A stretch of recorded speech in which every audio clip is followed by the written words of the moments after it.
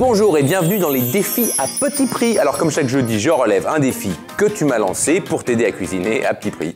Bonjour Julien. Alors je sais pas ce que t'en penses, mais moi je commence à être exaspéré par cette grisaille hivernale. Et dire que pendant ce temps, au Brésil, ils sont en train de préparer le carnaval.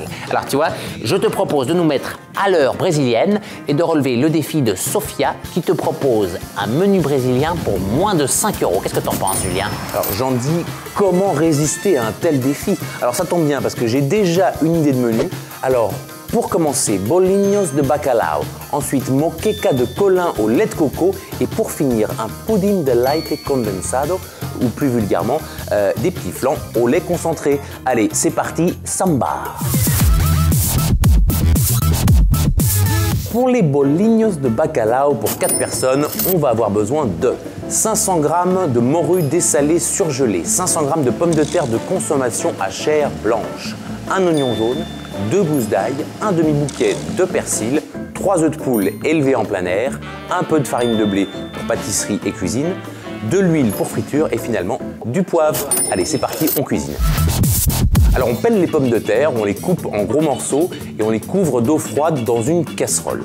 On porte tout ça à ébullition et on laisse cuire à petit bouillon pendant une vingtaine de minutes. Alors attention, les pommes de terre doivent être tendres mais pas trop cuites. On égoutte soigneusement et on réduit en purée avec un presse-purée ou avec une fourchette. Il ne faut surtout pas utiliser de mixeur. Pendant ce temps, on met les morceaux de morue encore surgelés dans une autre casserole, on les couvre d'eau froide. On porte à ébullition puis on laisse cuire à petit bouillon pendant 10 minutes. On égoutte soigneusement, on retire la peau des filets de morue ainsi que les arêtes, on effile la chair. On pèle et on hache finement l'oignon et l'ail, on cisèle le persil, on verse un peu de farine dans une assiette creuse, on mélange la purée de pommes de terre, la morue, l'oignon, l'ail, le persil, les œufs et un peu de poivre, on forme des boulettes avec les mains, on les passe dans la farine, on fait chauffer 1 cm d'huile dans une poêle. Quand elle est bien chaude, on y fait cuire les boulettes de tous les côtés jusqu'à ce qu'elles soient dorées.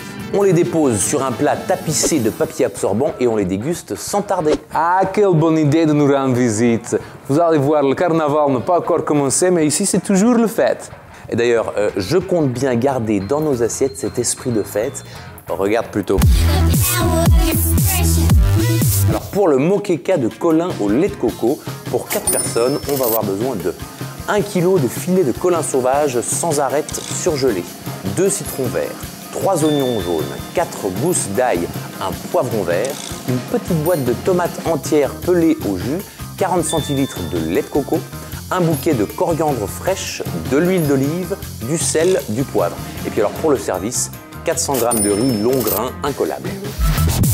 Alors on commence par faire décongeler le poisson comme indiqué sur l'emballage. On presse les citrons verts, on verse le jus sur le poisson, on sale, on poivre et on réserve au frais pendant environ 1 heure. Pendant ce temps, on pèle les oignons et on les coupe en fines demi-rondelles. On pèle et on hache finement l'ail, on épépine le poivron et on coupe sa chair en petits dés. On concasse les tomates pelées, on effeuille la coriandre et dans un petit saladier, on mélange les légumes préparés, les tomates avec leur jus et la coriandre. Dans un grand faitout, on dépose la moitié des légumes, puis les morceaux de colin et enfin le reste de légumes. On couvre de lait de coco, on arrose avec un beau filet d'huile d'olive, on porte à ébullition, puis on couvre et on laisse cuire à feu doux pendant 20 minutes. Pendant ce temps, on fait chauffer une marmite d'eau salée, on y fait cuire le riz comme indiqué sur l'emballage et on sert la moqueca avec le riz à côté. Petite note, cette recette se prépare habituellement avec de l'huile de palme, mais il est difficile d'en trouver en France. Ah, c'est vrai que c'est bien le plat du Brésil. Un pur régal en tout cas. Hein? J'espère que ton dessert sera un merveilleux bouquet final. Un véritable feu d'artifice. Allez, c'est parti. Pour le pudding de leite condensado ou petit flan au lait concentré, je vais avoir besoin de 200 g de lait concentré sucré, 30 centilitres de lait entier, un œuf de poule élevé en plein air gros calibre, une cuillère à café de fécule de maïs et 50 g de sucre en poudre pour le caramel. On y va. On préchauffe le four à 180 degrés et on va préparer un caramel à sec.